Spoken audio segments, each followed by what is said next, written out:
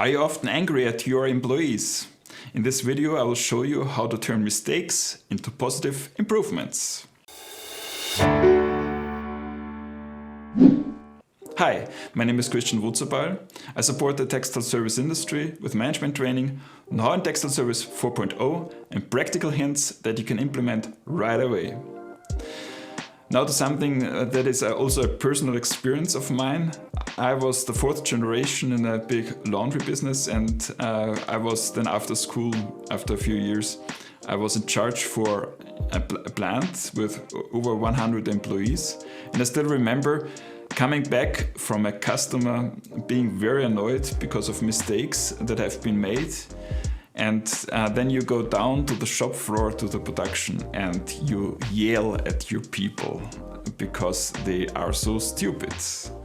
And actually I knew that this is wrong, but I didn't know how to cope with my anger in this case. And then I got married. And my wife, she was a kindergarten teacher, a preschool teacher, and she made a diploma in Montessori, and this is a very famous Italian educator, and she made one sentence: "The mistake, my friends."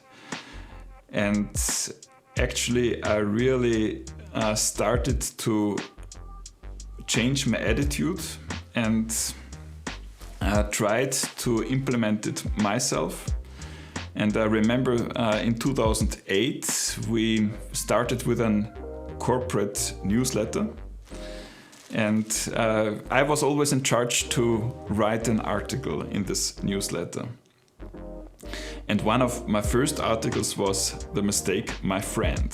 And I preached about a positive culture of not blaming others for mistakes, but learning from mistakes and stuff.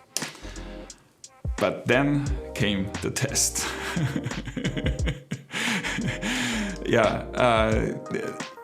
The test was that I went down to a plant in the south, and it was a very seasonal plant. So in April and May we had 20,000 pounds or 30,000 pounds a day, and it went up within a few weeks to 80,000 pounds a day. So it was seasonal, it was much hospitality, it was really hard to manage the summer season. And I went there at the end of June, and what I saw really annoyed and frustrated me. The whole parking lot was full of cages with soiled linen, and we had about a backlog of, I don't know, 400 bins or 600 bins. So I was really getting hot and starting to be angry, and I even thought that I want to fire the plant manager right away. Maybe you can feel with me. Because it was a real issue. When you have such a backlog in June, then it's really hard to have a good summer season.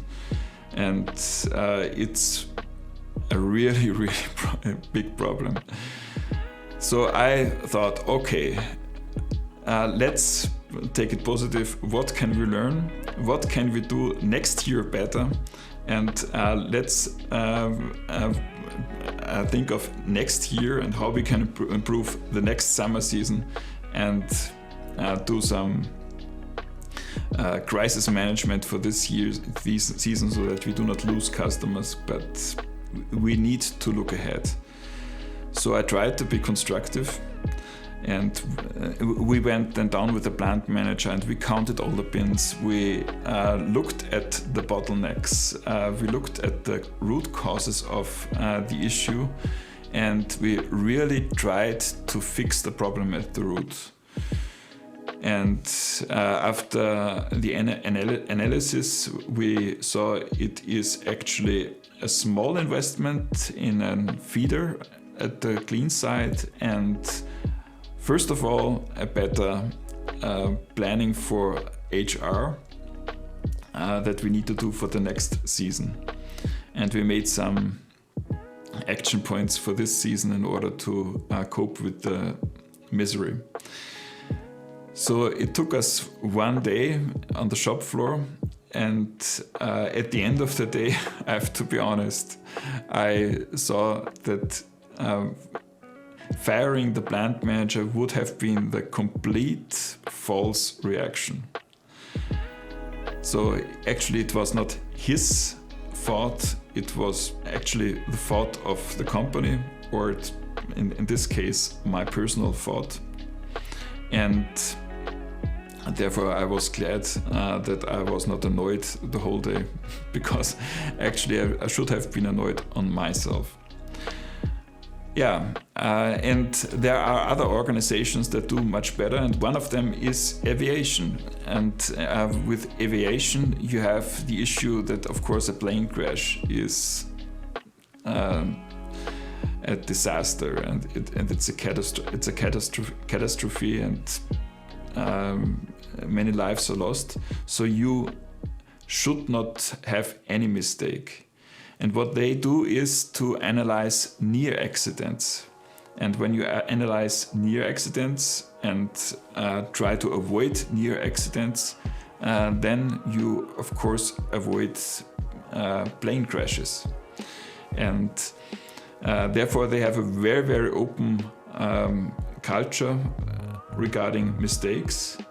They report each and every mistake, whether it's a mistake from materials, or even if it's a mistake of staff. Even if it's your own mistakes, you have to report it. And they learn about it, and they try to improve. And the result is that aviation is quite secure. And I think we can learn also from the military. I remember in Israel, I've been there a few times, they have there an debriefing in the Air Force after each mission, and the leader, the commander, starts with mentioning his own mistakes. So in this case, he takes the lead, he does not blame others, he starts to mention the near accidents, he starts to mention the real mistakes, and he takes the responsibility on himself. And all of a sudden, everybody is relieved, and everybody can share his own version of something that they can learn. So you start to learn all the time on each mission. And then, of course, after some time, you become really excellent. So this is vital. And these organizations have a company culture where they treat mistakes very open and also in a positive way. And there was Edward Deming. He used to be an American quality guru, and he said once that 85 to 95 of reasons for failures are deficiencies of the system and processes rather than the employee. And the role of management is to change the processes rather than badgering individuals into doing better. So, and that's the reality, that you as a manager are responsible for the organization and the processes, and therefore you need to take responsibility. In my case, in this example, it was that I made the mistake that I did not train a new plant manager regarding the summer season, and there was nobody to tell him how to plan HR for the summer season. So he had to invent it himself, and of course he made a mistake. So we had no systems in place there at the plant level. And if we would have trained him, if we would have systems in place to have a better scheduling of HR, then this would not have happened. So actually it was a mistake on the company side. And once at a management training, I saw a few sentences that I want to share with you. Mistakes of the boss are mistakes of the boss. Mistakes of the employee are mistakes of the boss. Employee successes are employees' successes. And successes of the boss should be shared with the employees. So again, mistakes of the boss are mistakes of the boss. You shall not blame your employees for your own mistakes. And even mistakes of the employees are mistakes of the boss. And why? Because most of the time, say 80%, 90%, the system, the organization, or the boss who is in charge of the organization is actually responsible for the issues. And employee successes are employee successes. They will be very grateful when you do this. And successes of the boss should be shared with the employees. And this way you change the company culture big time. And then when I did this and started to change the culture, we had also feedback between departments in the production. For instance, we had a facility for sterilizing surgical drapes and gowns. And there you have the packaging and you have the folding of the drapes. And of course, during packaging, you realize mistakes that occurred during the folding. And I was really grateful, and it was not an initiative of mine. They did it themselves, that they positioned a flip chart between the departments, and they wrote the mistake, my friends, on it. And they listed all the mistakes that happened there, and they didn't blame each other. They tried to eliminate these mistakes. Or in another department, it was for residence clothing. There we put labels on the clothing of the residents, and of course there are mistakes on the sold side when you put labels on the garments.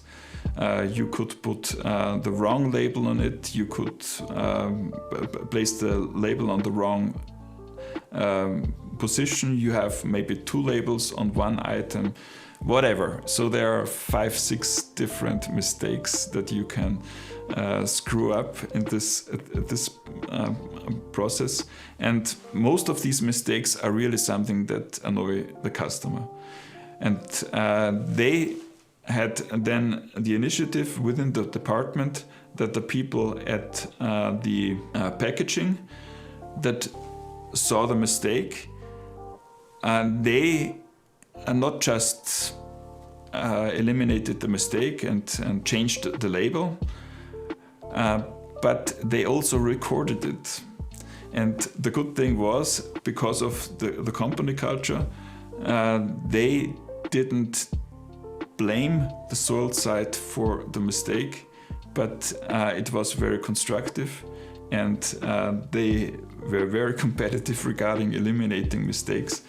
So at the end of the day, they produced about 80,000 pieces per week, and the complaints were only about 1 or 3 pieces per week. So it was a really, really high quality, and the cause for this high quality was actually corporate culture. And this helped also to decrease costs, because failures, mistakes cost money, and we increased productivity by more than 10% without investment, just by eliminating mistakes. So it pays back if you invest in a culture. And